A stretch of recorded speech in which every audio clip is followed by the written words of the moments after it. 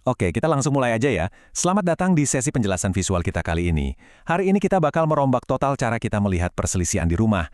Gini, sering banget kan kita ngelihat konflik keluarga itu murni sebagai sesuatu yang negatif? Padahal, kalau dikelola dengan benar, konflik ini justru bisa jadi alat yang luar biasa buat memperkuat ikatan kita. Nah, di sesi ini kita bakal ngebedah panduan praktis tentang gimana sih mengelola konflik sehari-hari lewat komunikasi aktif, kemauan untuk mendengarkan, dan mediasi yang konstruktif. Intinya, kita mau ubah ketegangan di rumah jadi kesempatan buat belajar dan tumbuh bareng-bareng.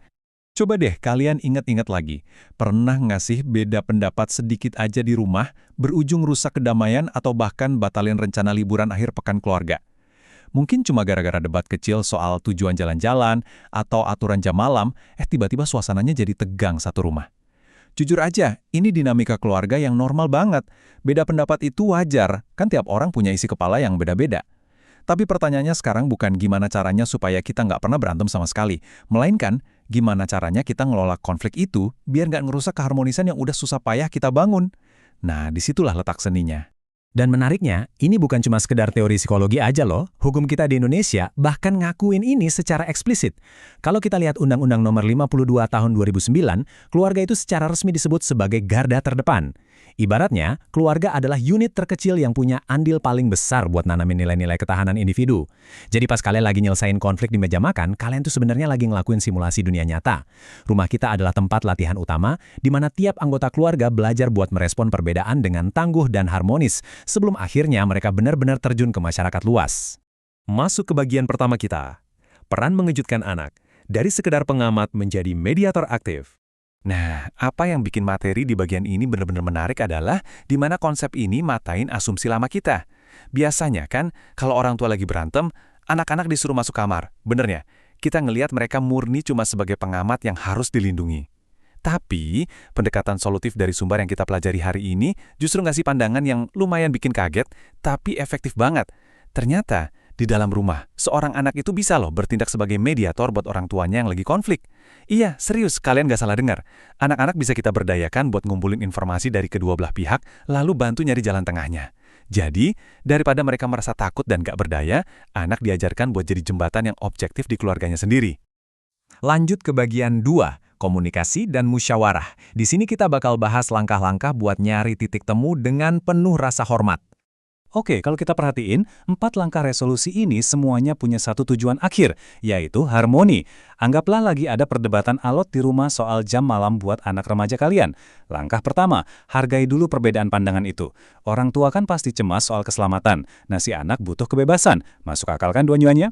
Terus yang kedua, lakuin musyawarah buat ngebahas kekhawatiran masing-masing. Ketiga, pastiin setiap masukan yang dikasih itu sifatnya konstruktif, bukan malah saling serang atau ngehakimi. Dan yang terakhir, selesaikan konfliknya dengan tanggung jawab, tanpa merugikan pihak manapun. Mungkin solusinya, jam malamnya boleh dimundurin dikit, asalkan si anak harus selalu rajin ngabarin. Intinya, nemuin solusi yang aman dan bisa diterima semua pihak, itu adalah prioritas utama kita.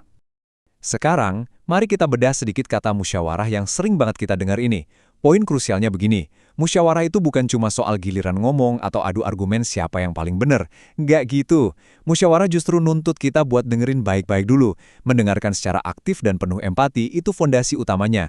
Kalau balik ke contoh debat jam malam tadi, orang tua harus benar-benar dengerin dan paham alasan anaknya. Begitu juga sebaliknya, kalian nggak bakal bisa ngasih masukan yang ngebangun kalau kalian sendiri nggak paham rasa frustrasi dari anggota keluarga kalian.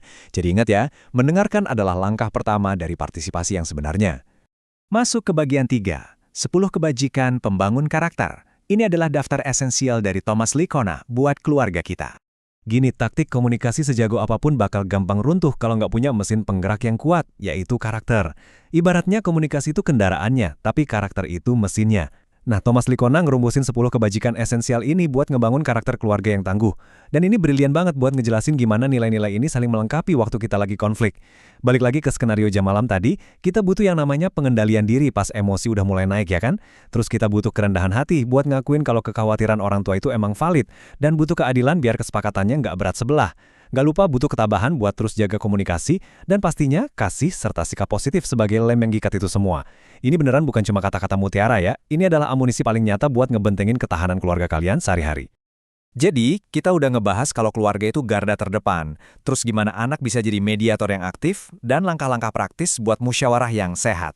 Tapi gini, Semua pengetahuan ini bakal berhenti jadi teori doang kalau nggak kalian praktekkan. Makanya, sebelum kita udahan, saya mau ngasih tantangan nih buat kalian.